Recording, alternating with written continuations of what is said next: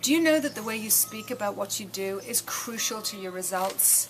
You know, you can be really talented, you can have fantastic expertise, great experience, but if you can articulate it well, if you can speak in a way that's compelling and interesting, then it is completely correlated to having great success in your business.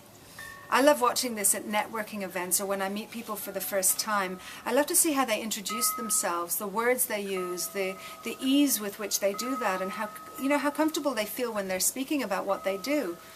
I met a woman recently who introduced herself. She told us her name and she said she was a massage therapist. And then she said, you know, I like to let my hands speak for themselves because the words never express the true experience of what it is that I do.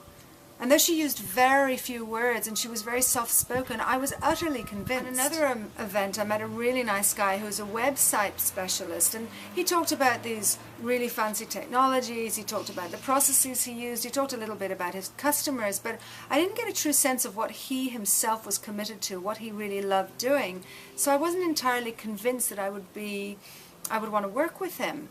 And this is not just me. We all respond this way. When we hear a story, when we hear somebody tell their story of why they do what they do, it really makes a huge difference in our desire to engage with them. And to be honest, most people don't do it very well. Most people are, talented, great at what they do, but they're not great at speaking about it. So I want to give you some tips today, and I want to ask you a really crucial question. And that question is, are you completely confident? Are you completely happy with the way that you talk about what you do? Do you feel that it brings you great results? So here's some tips to help you tell a better story about what you do. And the first is, make sure that your story is specific. The more abstract we are about how we sense something, how we feel about something, or kind of these ideas that are floating around, the less people can actually connect with the story. So make sure your story is very specific.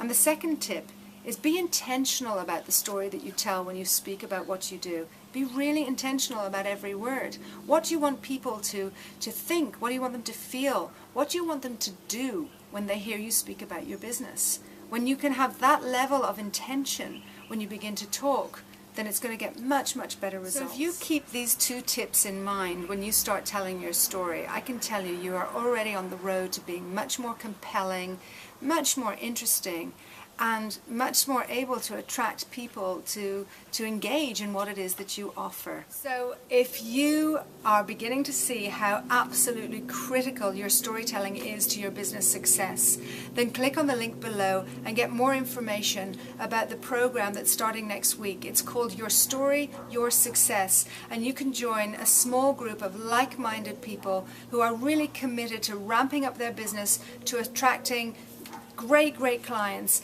and to getting much greater financial success out of the business and the story that you can tell about it. So I hope this has been valuable. I hope you've enjoyed it. Thank you for listening, and I do hope you'll join us next week.